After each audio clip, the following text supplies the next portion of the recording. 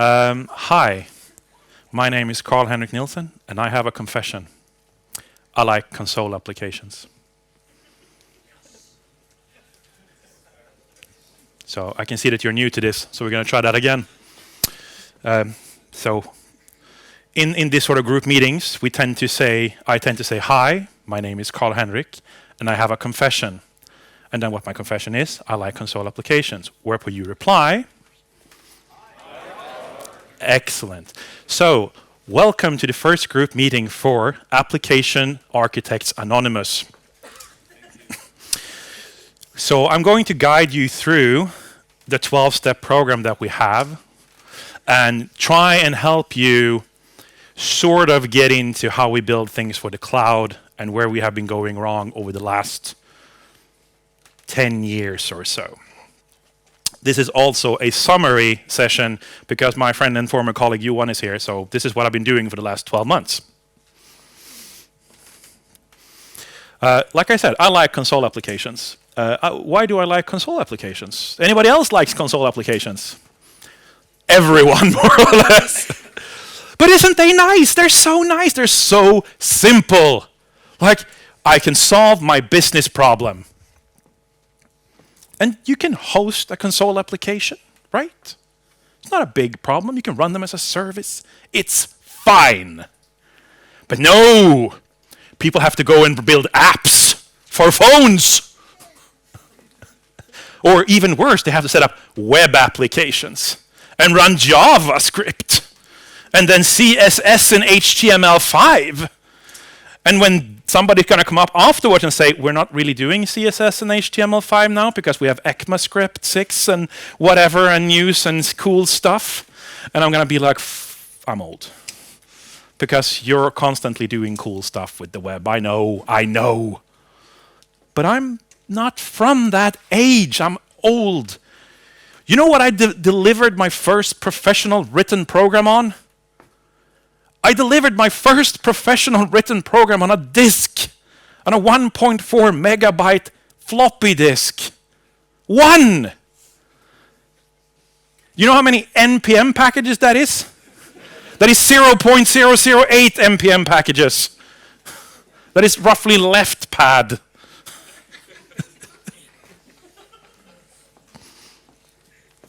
So, I'm going to talk to you today about cloud architecture.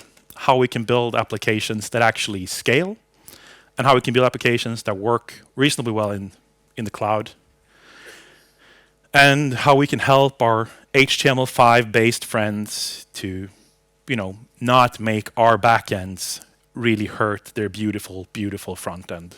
Because they're such lovely people, and we don't want to see them cry. But most of what I'm going to talk about is roughly possible to be implemented in a console app. So we're also going to talk a little bit about architecture and how we can slice applications into useful pieces. So if you and I would share a pizza, how many slices would you need to be full? 6 slices. So if you and I, because he's way too big, but how many slices would you need? Yeah, probably 2. I used to work with this guy. He's good to share a pizza with. No, but how can we slice applications to useful pieces?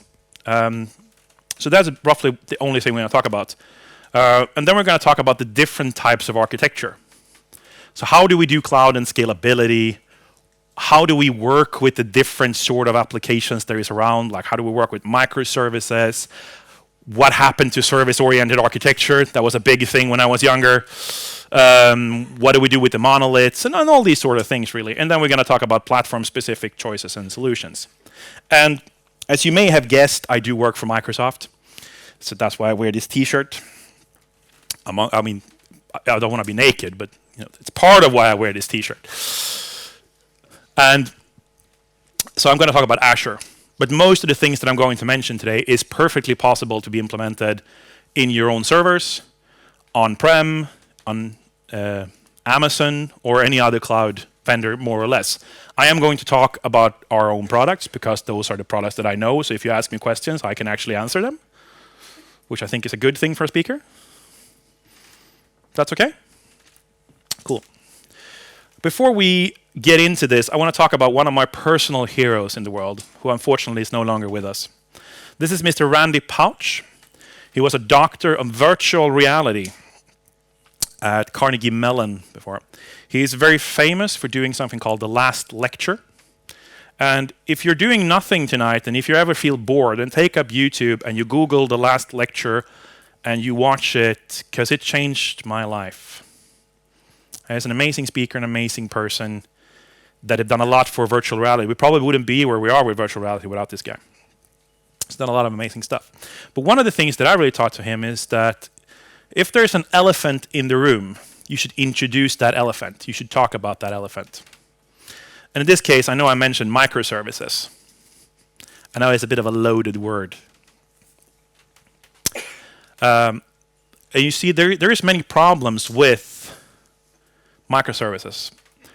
But one of them is that there's a lot of ISO standards, by the way. This is 3103-1980, which is the ISO standard for how to prepare tea. There are many ISO standards, by the way. So, I mean, you can put, if you have wine tasting glasses in your office, you can say that you comply to ISO 3591. Nobody's going to check you on it. You can also do that you are compliant. This man is compliant to ISO 9407 because he has shoe size. You're probably not compliant with ISO 10788 because that is how you emulate lunar dust on Earth, according to NASA. But there are some serious ISO patterns as well that you can go in and read. These are every single ISO standard that I could find. So there's about 17 of them that in any way govern cloud or service-oriented architecture systems. There is absolutely no ISO standards describing a microservice. So that means that when I am starting to describe microservices right now and you feel, oh, this dude is completely wrong, you're perfectly entitled to think that, but there's no way for you to prove that. So let's talk about microservices for a while. The things that I have been told that microservice is going to help me solve is the following things, right? The scaling, its shipping time, its complexity of the growing applications, it's a clear ownership, resiliency, and tools and language use. Scaling, absolutely no argument from me there, right? If we implement something in the form of microservice architectures, it is going to be very scalable because we can put everything on individual servers and we can, I mean, I think the largest possible, and Mike will probably correct me if I'm wrong right now, but I think the largest possible ROM memory allocation you can have in Azure right now is 4 terabytes of ROM. So, I mean, if you want to write a really shitty application, I mean, trust it, we can still host it at speed. So scaling is fine, right? Especially if you break it down into many different applications, you can put it. Next thing is shipping time. Yeah, absolutely still no argument from me there. Because, yes, you can split up microservices into different teams. These two guys can write one of the applications. These two guys can write another application. And these guys can then use whatever app or API they want to need to kind of connect with them and talk to them and do these sort of things. On the other hand, how many people remember the modularity discussions from early 2000? You do, because you smiled. Why are you not raising your hand? Thank you. They do exactly the same thing. So shipping time discussion to me is not, in fact, a benefit of microservices. It's just that we now took the time to learn how to do proper modularization. We can still do this in a monolith. We can have different teams responsible for different modules that is loaded by the same monolith. It's not really an argument. At least nothing that you can find in the ISO standard. Then we have the complexity of growing applications. And I'm going to get, that is so wrong, so I'm going to get back to that in a minute. The clear ownership, sure, but you can also have that in a monolith. Resiliency. That is so important when it comes to this. I've devoted an entire part of this presentation to that, so let's get back to that.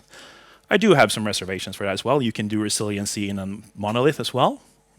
But yeah, microservices tend to be more resilient because you can bring them up and down and you can use queues and that sort of stuff to keep them up, right? And then tools and language use. Who here likes Python?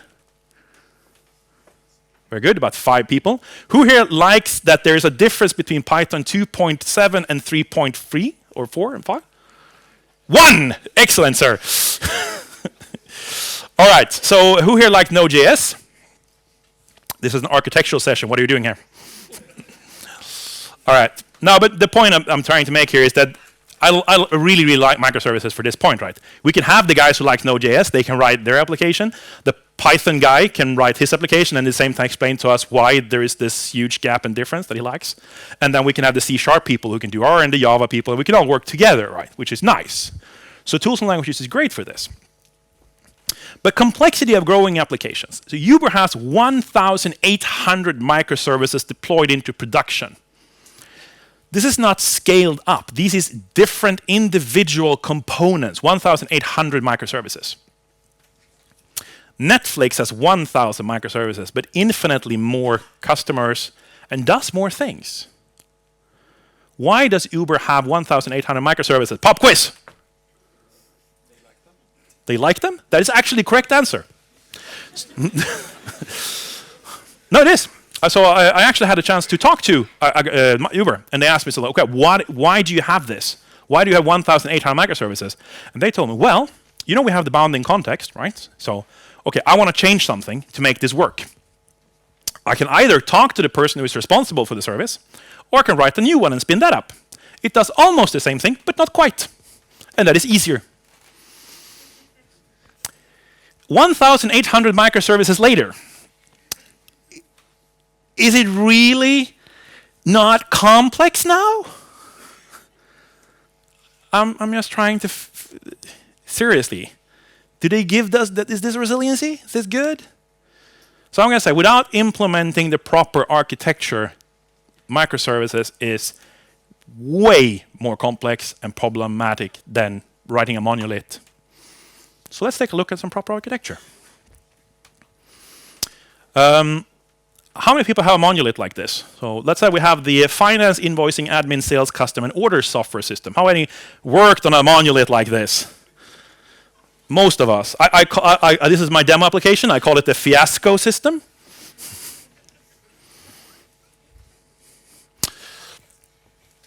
So what if we split this up? What if we split up the fiasco system into 6 components that does each thing well? Like we do microservices, or we don't have to talk about microservices because this could already be service-oriented architecture. It could be just the fact that we just split them into 6 different applications and we handle them differently. We don't have to get bogged down into details of what we're talking about. We're going to have context in this. Like, okay, so we have like the customer segment is going to have opportunities. We have pipelines, we have territories, we have sales and products and customer. And then we're going to have different bounding context. It's also going to need customers and products and tickets, defects and product versions. And these, because that they are actually touching each other from the bounding contexts, they're going to need to talk to each other. How many people listened to Mike Martin's presentation earlier today? It's about 10%, okay. So he talked about monitoring. And there is something called network monitoring, where you can monitor the communication between applications. So this is the first thing that I really should note down if you're taking notes. And that is that if you're doing this sort of network analysis for a thing, the first way to know that you have violated your bounding context on top of your application thing, or your services or whatever you want to call them, is the fact that you have 50 or 60 or 70% more communication between 2 services. That roughly tells you that these should probably not be microservices. They should be one application. So put them in the same place. Because they need to talk to each other so frequently that they're eating up the bandwidth inside our application. So the correct software design pattern will help with clarity and scalability and performance. So with that in mind, let's talk about the biggest problem my customers or partners that I talk to have. Because most people can write these applications. Could you write these microservice applications? Yes. Could you? Yeah, you could, right? That's not a problem. The problem is, how do we scale them correctly and how do they communicate well? How do we glue them together? So I first like to talk about messaging-based design patterns. So the first pattern I would like to talk about is schedule agent supervisor patterns. Sorry for drinking water, my throat is messed up. So if we have a distributed environment, let's say maybe we split up a monolith, like the Fiasco software system, and we discover that it's not really event-driven. So we can't send one request and have it do something specific. Like we cannot just send a request away and forget about it. We need to actually have return values, and these return values will affect the next call and that sort of stuff. Roughly, most of the parties that are splitting things up into microservices, they have this issue, right? They're getting this problem. So the scheduler in this case, it looks at what do I have to do, and then it individually calls the different microservices, and it stores. So the scheduler in this case will look at, okay, say I have, oops, I need to activate my pen mode. That is nice. There we go. The scheduler will say, I have 3 things I need to do to complete this function. It will then split up these calls and say, okay, I need to do 1, but then and depending on some of these may be able to be run in sequence, some people may run asynchronously. But let's say that they have to run entirely in sequence. The scheduler in this case will then put the rest of this stuff on the table storage, and until it returns, and then it will continue to execute this. It will look something like this. So first of all, we give him a few tasks, right? Okay, you need to complete task 1, 2, and 3. To complete these tasks, you need to update the order service, you need to talk to the invoice service, you need to talk to the review service, and you need to talk to the email service and the storage service. Okay, great. But the invoice needs information from the order service. The email service needs information from the invoice service because you need to email them their invoice. And then storage needs all of their information because we're just going to store this in case we get an audit from somebody. So what happened is that these then, so let's say that we can do invoice in order, we can do, and we start shooting them up, and we start updating our table until each and every one of these have been. So what we're doing in this case is for the order information, we're storing this one in the table. We're not just storing a bool, but it looks better for the demo. And then we can use that data for our invoice, which means that this entire application becomes very, very asynchronous, despite that we have to run everything in a synchronous flow, right? So think of this not as the end architecture, but think of it as the first part when you're refactoring a monolith into microservices or a service-oriented architecture. Then the supervisor, it looks for these timeouts or failures. So if we have the failures, then the supervisors will simply clear out any mistakes or errors and that sort of stuff. It will retry, so we'll tell the scheduler to, hey, run this pattern again, so we can see what's going on here. And then after a few failures, it will say, okay, put this one on whatever error handling we have, make a ticket to support or whatever, this order cannot be processed. Possibly because this is a Swedish person trying to order from an American store, and he's using Å, Ä, and Ö, or something similar. This is, like I said before, this pattern is absolutely not in any way bound to Azure or to cloud or anything. You can use it on-prem, you can use it on your local computer, you can use it in a console application, if you prefer. All right. So this is one you probably have implemented. You might not know its name, but this is one you probably have implemented quite a few times. I was doing a similar presentation in Belgium about this, and like half the audience went like, oh, that's what it's called, because you've built this, right? So the competing consumers patterns is when you have something that generates a lot of tasks, and these tasks then need to be handled. Let's say that we run how many people bought tickets recently? I love the fact that most of you traveled here, but 3 of you bought tickets. So everybody just, oh, Subway? No, not for me. I'm going to jump the queue. So, oh, right, you're agile developers. So that's, yeah. All right, so everybody's bought tickets, right? So how many times have you seen the following scenario? So you're buying a ticket. You're ordering the ticket. The ticket says, yeah, we're provisioning this ticket for you. Like you don't get a seat, you don't get information about it. You're just buying it and you're sending in your purchase information. Then you get an email back with your ticket. Like, oh yeah, purchase was successful, here's your ticket. Could take 10 seconds, can take a minute, can take an hour, right?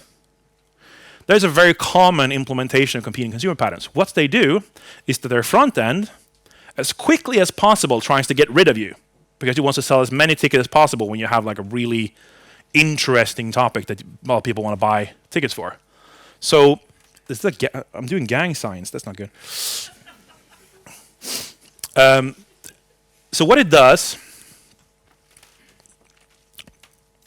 is that the producer in this case, the ticket website, every time one of you buys, it makes an action on top of the queue. It adds another message on top of this queue. In this case, I'm just using a table storage, a queue storage from Azure, but you can use, because any one of the queue available to RabbitMQ or whatever you like, and it will work in the same way. In this case, we have a group of consumers that is listening to this queue. So every time there's a new message on it, one of them will take that message and begin working on it. Now we can look at this queue, and we can see like what is the load on this queue. Red pen is really not very visible in this one. Sorry about that. Why are you not telling me this stuff? You're all sitting here being nice. All right. So in this case, on the top of the queue, we want to see, okay, we have a lot of messages that have not been processed. Okay, scale up. Okay, we have no messages been present. Great. Shut everything down. And that way, we're only paying money for the front end, right? But as soon as we need to consume, as soon as we need to look at all of these tickets that we bought, it's very, very easy to scale up to the exact number of consumers we have to very, very quickly go through all of these ticket orders. Are you following me? Are you bored? No. It's an architectural session. You should be.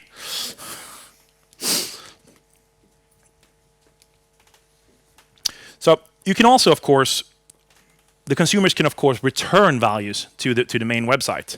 If you look at the Azure portal, for example, how many people use Azure? Like you guys, you're paying my salary. Not really, but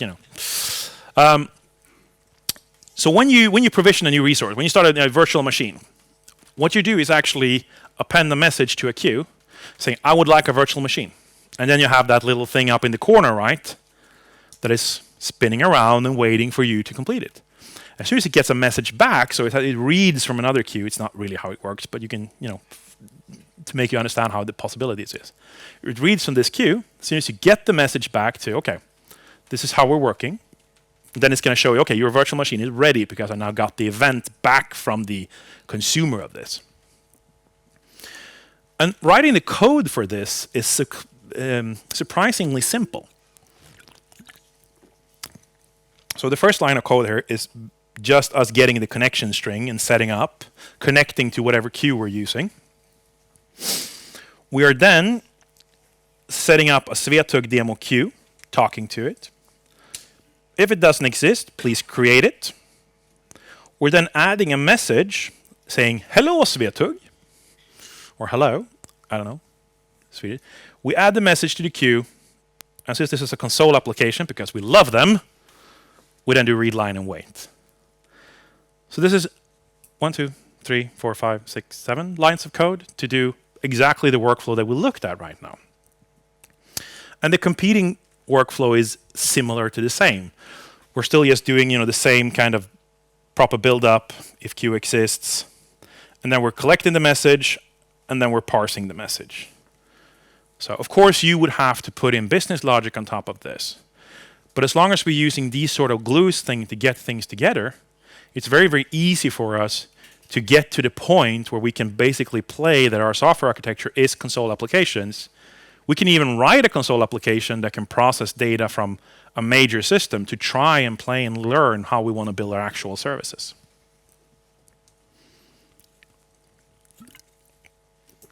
But most people have implemented that before.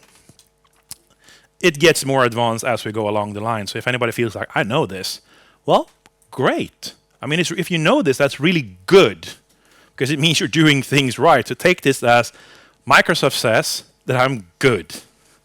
And give yourself a little hug. There's no self-huggers here. Okay. All right. So the last thing we're going to talk about messaging is the pub/sub pattern. So if we have few consumers, if we just have a few consumers, then the queue one is perfectly possible. But what if we have a lot of consumers that need to get the same message? I would like to send a message. Okay, so the ticket ordering thing needs to communicate to 50 different sort of services. Do I then spawn 50 different queues? Is that a good idea? Yes. Wrong answer. Thanks for playing. So he's in management, by the way, so do not feel that way about him. He deserves our hatred. All right, so it is often not a good idea to, every time we have a new sort of application, spin up a new queue, and even if we can do it programmatically, when we have 500 or plus services that need to listen to something, or when we are Uber and we have 1,800 services that we need to listen to, it is going to be an administrative nightmare, and there's a base cost for a queue as well, so it's going to be quite expensive. So we go into topics. So in Azure, we have the service bus topic, RabbitMQ has topics and that sort of stuff. And in this case, each individual message put on this topic will be distributed to every application that have said, tell me when a new message arrives on the following topic. So in this case, this one might have said, yep, I would like to subscribe to all of the messages that comes on the topic orders. Or I would like to subscribe to, whatever we have in here, that sort of thing. So there's one drawback to this. Does anybody know what a drawback with topics is? I'm sorry? It can be slow. That's exactly right. So one of the problems is that if we need high speed and we need to have 200 and 250 connectors, that's this gentleman. Sorry, what's your name?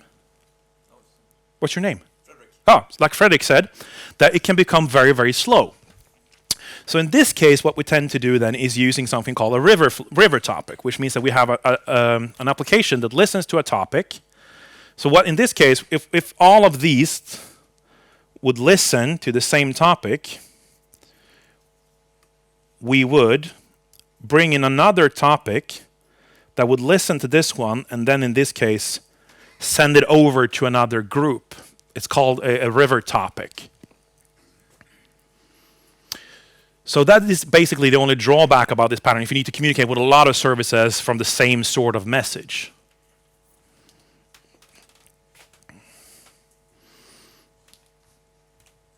All right?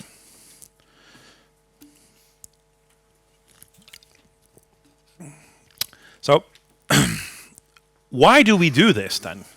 Why do we even care about this? Why do not we just build MVC sites and just let our customers deal with it? Well, a lot of this has to do with cost. Like if we can put queues in, queues are very inexpensive. A standard queue storage facility costs you $10. A standard app service is around $70, somewhere there. So if you in this case can go from, okay, I don't need to respond to this directly. I can respond to this information in due time. Well, that's great. So you don't have to actually do that. Then you can use the smaller and the cheaper services, and they can communicate, and you can actually get from the topic in due time. All right, so let's talk about President Donald Trump. Working with failure. So, resiliency is the ability to react to failures and continue to work. How many of your applications, if a third-party service that you're talking to stops working, dies? Nobody's raising their hands, but I know. I know what happened when left pad went down. So and that was just build server problems. So first of all, I'd like to talk about how to give me less money. So when you're working with companies, especially if you're working with a cloud host provider and you want to game the software level agreement and cost for proper architecture, So Service Bus Relays has 99.9% SLA. No problem, you can get that. But an app service has 99.95. So let's say that you have a requirement for a 99.95 software level agreement. You need to be up 99.95% of the time. So traditionally what you would do is you would set up I'm losing the word here. You would set up two data centers. You'd say two applications in two data centers, and then you would have a load balancer communicating between them, right? But let's say you're a startup, you're low on cash, you want to run your services as effectively as possible, as cheaply as possible, or you're just learning. You're trying to get the most out of those few Microsoft service, MSDN, Azure subscription money. So what you do then is, instead of setting up the application this way, is that we set up two really inexpensive queues in North and West Europe, and we load balance about those for the application. I mean, it doesn't have to be in this case I'm doing a desktop application. It might as well be a web application somewhere here. And then we're doing the consumers in the back end. So if our application in West Europe would go down, we could have an automation system that will simply bring up something that can consume the queue in Northern Europe, and the load balancer would detect this, and we could move over traffic to Northern Europe. Because that the queues, and in most queues at least that you can use, have built-in storage. This gives us time to spin up new consumers and continue to work. But it also, of course, kind of controls how we work with this sort of software. We cannot expect ourselves to have a reasonable response time, but we can expect that if you're sending events in and want something to happen, and then we respond by email or we respond by an event that you can go in and look for later on a web page, yeah, it's perfectly fine. So, failure mode and effects analysis. How many people have heard about this? This is something that we started talking about in the 1950s. And that my customers have been very, very happy about. So the point of failure mode analysis is to identify components that can fail. So if you have an infrastructure and you have a virtual machine, so you have a virtual machine in your network, that is one failure point. This virtual machine has two third-party services that you do not control. Those are also failure points.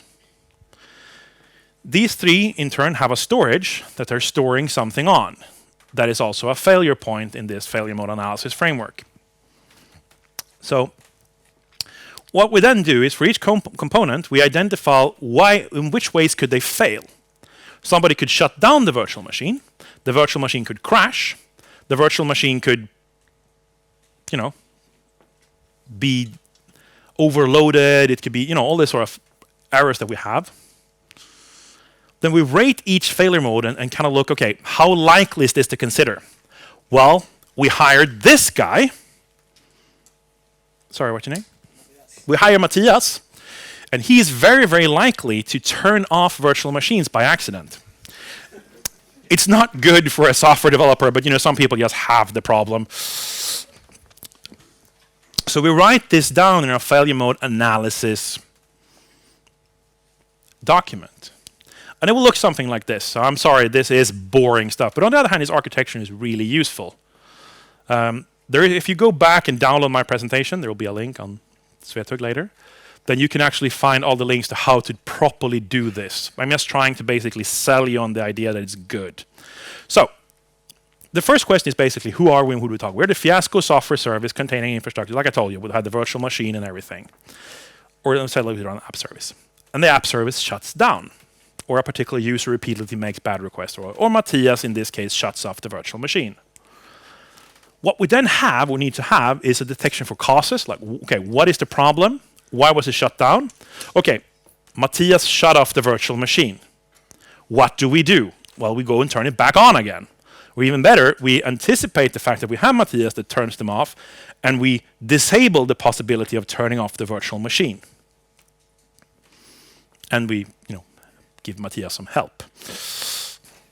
So we specify what can go wrong, what can we do directly to mitigate this, And what can we do so it doesn't happen again? Or if it happens, what do we do? So we are supplying this to customers when we talk to them, and people are usually quite ecstatic. We are developers, and we really don't care a lot about this. But if you look at the fact, okay, this is part of what you should do when we're setting up our architecture, like when we're doing our design patterns. So let's focus on the recovery part of this. How can we do things so that we do not go down, at least we can handle things? So the first of the things that most people tend to have implemented, at least sometimes, is a retry pattern. Especially, so Microsoft defines this as a retry pattern with transient failures. I'm guessing they mean a retry pattern against transient failures, but you know, I haven't checked their code. Maybe it does have transient failures. All right. So this is a pattern you use for most calls to third-party applications. Like anytime you're calling an application that might go down, because you know it doesn't really affect your performance. If everything works, nothing is going to happen. The only thing that this piece of code does is that it requests the third-party service. Okay, let's say I'm calling Matthias service because he's running like the best kebab, or I'm just messing with you. I hope that's okay. I'm really sorry if it's not. But you look like a happy, nice person, and I don't think I'm being rude to you. So he has the best kebab ordering API in the world. Like everybody uses his stuff. So one day, too many people get hungry and they want to order kebabs at the same time, and his service is overloaded. You know, it happens. It's kebab. And in this case, my system is going to get an error message back from his service. So one thing it could do is crash. Most applications I've looked at will crash in this scenario and then have to be restarted. Anyone feeling guilty? None? Nobody? Oh, 1, 2? It's only Microsoft guys feeling guilty. That's interesting. So what this will do then, it will retry 3 times. But okay, this is usually where you start feeling guilty. So the problem is not how to write this code, because it's very simple to write this code. You just do a counter, a retry counter, and then I'm going to do call 1, call 2, call 3. But I think you should only do this if it's a transient failure. So we should look at the failure, and we should see, okay, connection closed? Yeah, okay, I might try it again. Timeout? Yeah, I might try it again. Request canceled? Yeah, I might try it again. Or, you know, contains web exception status, and we do these sort of checks to see if it's an actually transient exception. If somebody's going to go and go, there's nothing here, dude. 404. All right, so, all right, we're not going to retry this, because that would make no sense. The second one that you can do to make sure that nothing happens is the circuit breaker pattern. So the circuit breaker pattern is like a more advanced retry pattern. And we tend to implement it so when we need to do retries, but we have a limited amount of time if we can call an API, or we want to give this service time to recover. So sometimes, if everybody would implement retry patterns, right, and a server is too heavy under load, it would continue to be too heavily under load, because what we're basically doing is a DDoS. That is what we're doing, distribute denial of service, because we want to order kebab. So it's a kebab issued DDoS. But so what circuit breaker does, which is really quite nice, is that it retries, even though transient errors and everything, until it reaches a threshold. And just like your normal circuit at home, when it reaches this threshold, the circuit breaker trips. It goes into the open mode. So no traffic can pass through the circuit breaker. Any request to this site will automatically be returned with an error. No, you cannot talk to this service right now, until a timeout occurs. So, and after the timeout, it will go back to trigger these timeouts. And if that works, it will be a successful request, then we'll go back into the closed mode and be able to communicate. So if you look at how you would write the code for this, it's basically this. You have 3 states, which is closed, you have open, and you have half open state. So we're trying to do the connections, but the failure threshold is reached. 1 retry, 2 retry, 3 retry, whatever we want to set it to. This triggers a timeout and no communication with the third-party service until the timeout has ticked. When the timeout has ticked, we go into the half-open state. The half-open state has, instead of a failure counter, it has a success counter. So the success counter waits until we have 1, 2, or 3 or whatever successful communications with the third-party service, and then it goes into the open mode. Unless, if we have failed communication while we're in the half-open state, it will go directly back into the open mode and be unable to communicate with the third-party service. And if we have successful communication to it, it will go directly back into closed mode and we can communicate with the third-party service directly. So, addressing the open-closed confusion. Because everybody is sitting here like, what? Open? Closed? No, he's communicating, but then it's closed. What? Because I could see it in your faces.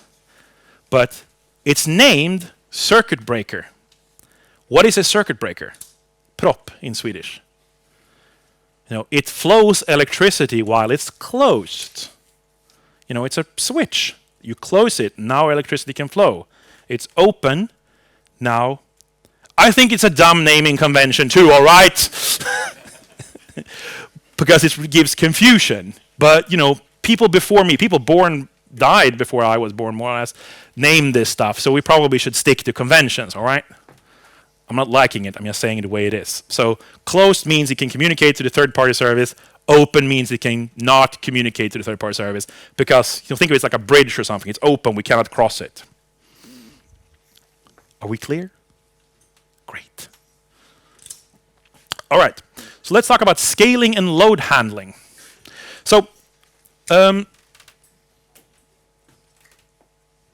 auto-scaling and scaling aggregation. So we need to pack our services full to do cost and cost performance. If you're using auto-scaling, there's one simple pattern you should use for 99.9% of everything, which is aggregates. There are totals, like total CPU and all that sort of stuff. Do not use them unless you have a very specific reason to do so. Why? So let's say that you're using in totals. And CPU is a total of 80% for 10 seconds. And you scale up. And then it goes down back to 20 again. And you're not going to care about it. So you have to scale down again. And you're going to start scaling up and scaling down as soon as you get a peak. If you use average, yes, you're going to have a waiting time of 20, 30, 40 seconds, or whatever you set it to.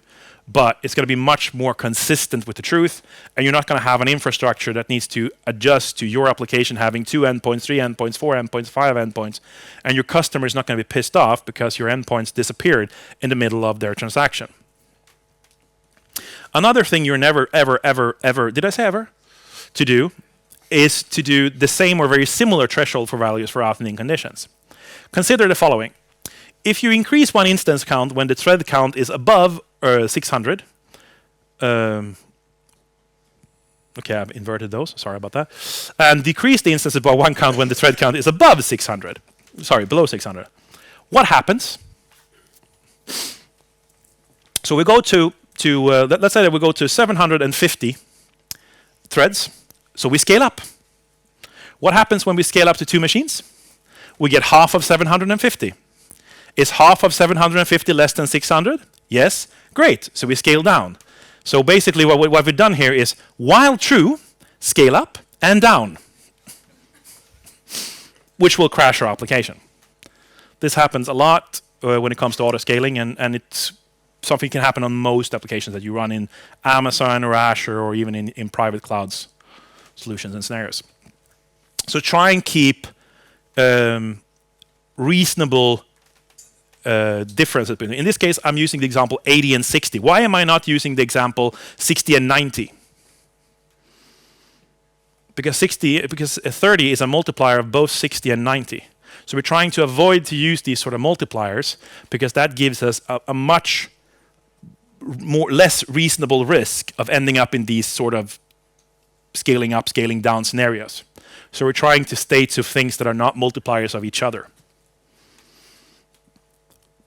But again, also make sure that you're not saying, oh, I want to scale up when I have 40% CPU because I'm scared. No, you want to pack your servers full.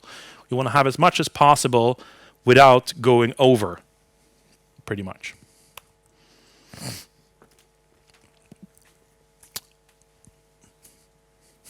Okay. So there's two patterns that you can use to kind of lever out the traffic that goes to your machine. One is the queue-based load leveling pattern. So let's say that every one of us want to order kebab. We're back at kebab again. I'm hungry. Did I need lunch? I don't know. So, and everybody sets up a direct connection to Matthias kebab ordering service. This is going to bring Matthias kebab ordering service very, very quickly to 100% load because, of course, he wrote it asynchronously. So we can communicate as many as possible until he reaches 100% CPU.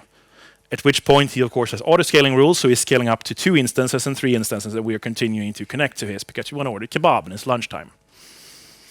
So how do we do to avoid this? Well, we do the inversion of the competing consumer pattern. We're using a queue where every one of us that's running an application can add to. So I want to have a kebab, you want to have a kebab, you want to have a kebab, and we all throw this on a queue. So basically we are queuing for kebab, right? And then this service can take as many as possible from this queue without going up to 100% CPU. So we can use the maximum amount of CPU power in one service and have this very evenly loaded at 80%. And letting the queue handle the up and down scaling or the up and down traffic of less or more, kebabs. It's also much easier if we can look at the queue and see we have 250,000 requests. We should probably scale up to a new instance rather than we have 250 incoming requests. We have no idea how many requests they're going to do within these requests and that sort of thing. So that makes this sort of queue very, very well and very useful. I'm going to speed up a little bit because we're running out of time, so sorry about that. So health endpoint monitoring pattern is something that we tend to forget a lot about. This is something we do for almost everything. Simply, you do a specific set of controllers called health check. These health check controllers talk to your core application, they talk to your database, they talk to your storage, and they simply give you information about this. And then you have a health application that sits on the side, another service, that is communicating through this and stuff, validates content, it looks at the response times, like are we responding quick enough?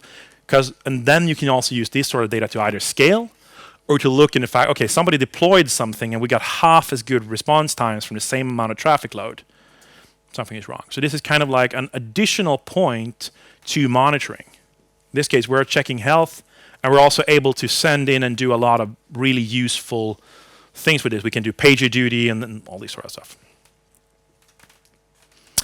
And the last part is my favorite pattern, which is the strangler pattern. Sounds like a little bit the serial killer pattern.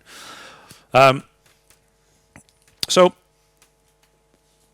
strangle pattern is basically this. Say we have an ancient application. It might be running a SOAP endpoint, WCCF, if you remember. And it's become very big.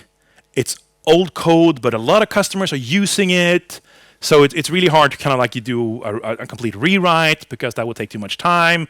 And management, no graph there, would not let us rewrite the entire application in .NET Core because they don't want to let us have fun. So what do we do? So the thing we do here is that we do not continue to build things in our new application. We strap on a load balancer or like an API management system, and then we write a new application for the new feature. And this new feature is simply then load balanced through the API management. It will direct you to wherever you need to go. This can be solved either using API management, it can be solved using Nginx or whatever your fancy. And of course, you can put on REST or queue-based communication or that sort of communication stuff that you want to have on here. Then you can also start rewriting code that is in your core application so that the new feature endpoint kind of grows or becomes more endpoints, effectively strangling the old application. We get less and less and less communication to this old application. So in the end, we are going to talk to, we're mostly going to talk to the new application, effectively strangling out all the old features. So over a period of 2 or 3 years, we can write this. If you'd like to read more about this, please do download the slide deck, and you have every pattern that I've ever heard of here, complete with documentation, code examples, and everything stuff that you want to have. If you want to learn even more about architecture, you have the Microsoft Architecture Center. You have my example code, or an example code for the health endpoint monitoring, and you have the web pattern for all the cloud design patterns that Microsoft has deemed it worthy to know. Thanks for listening.